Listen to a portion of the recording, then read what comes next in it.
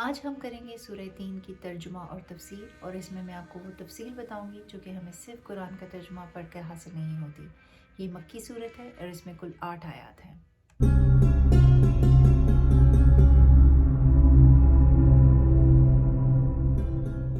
اللہ تعالیٰ پہلی آیت میں ارشاد فرماتے ہیں، انجیر اور زیتون کی قسم۔ یہ اللہ تعالیٰ کا انداز ہے کہ اللہ تعالیٰ اپنی قدرت کی عظیم چیزوں کی قسمیں اکثر قرآن میں یاد فرماتا ہے، اور یہاں اللہ تعالیٰ زیتون اور انجیر کی قسم یاد فرما رہا ہے۔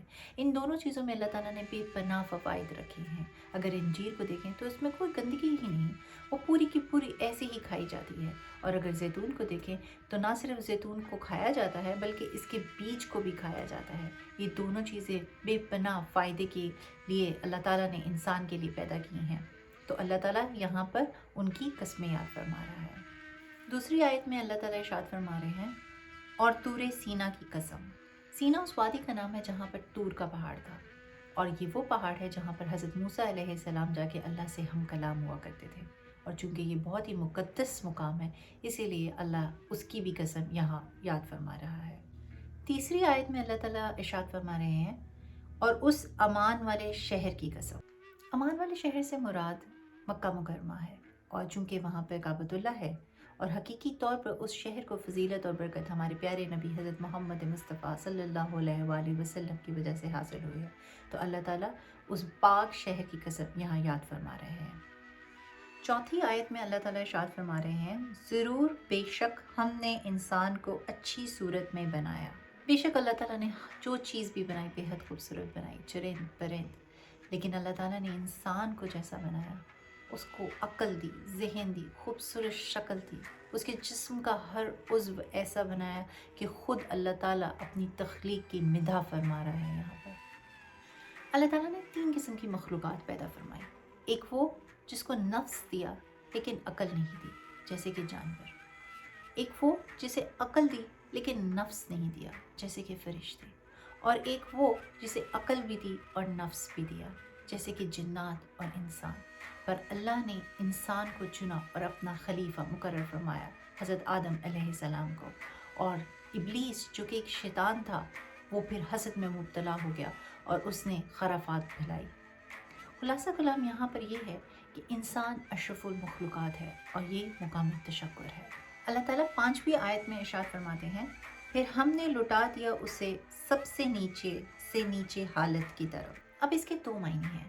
ایک تو یہ کہ جب انسان بچہ ہوتا ہے، بہت خوبصورت ہوتا ہے، نشو و نما پاتا ہے، جوان ہو جاتا ہے، اور پھر بڑھاپے کی طرف بڑھتا ہے، تو اس کے اعضاء میں بھی نقص پیدا ہو جاتے ہیں اور ویسی تیزی اور پھرتی نہیں رہتی۔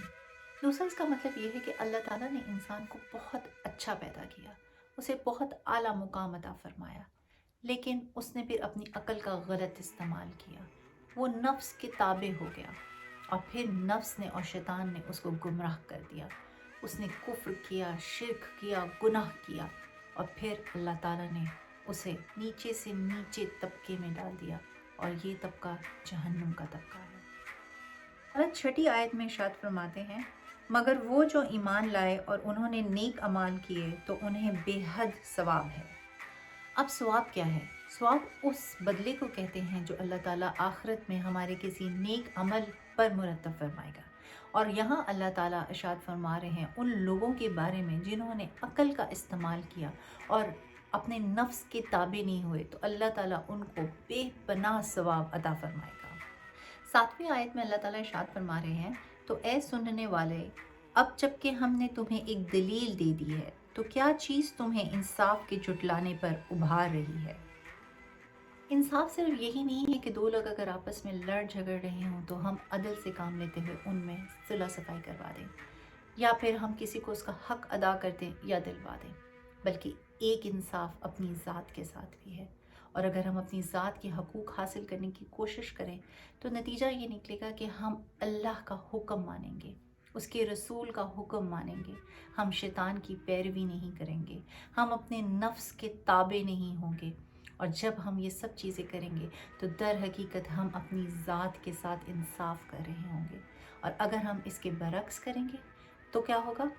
ہماری اپنی خود کی ذات کے ساتھ ظلم ہوگا، اور وہی چیز ہمیں جہنم میں لے جائے گی۔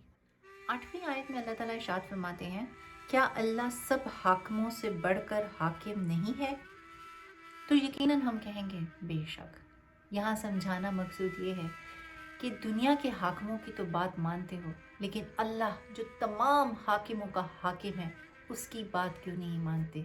ये बहुत बेमुरवती की बात है। ये थी सूरह 3 की तर्जुमा और तफसीर। अल्लाह ताला मेरे और आपके इल्म में इजाफ़ा फरमाए और हमारी हर गलती और कोताही को माफ़ फरमा दे। आमीन।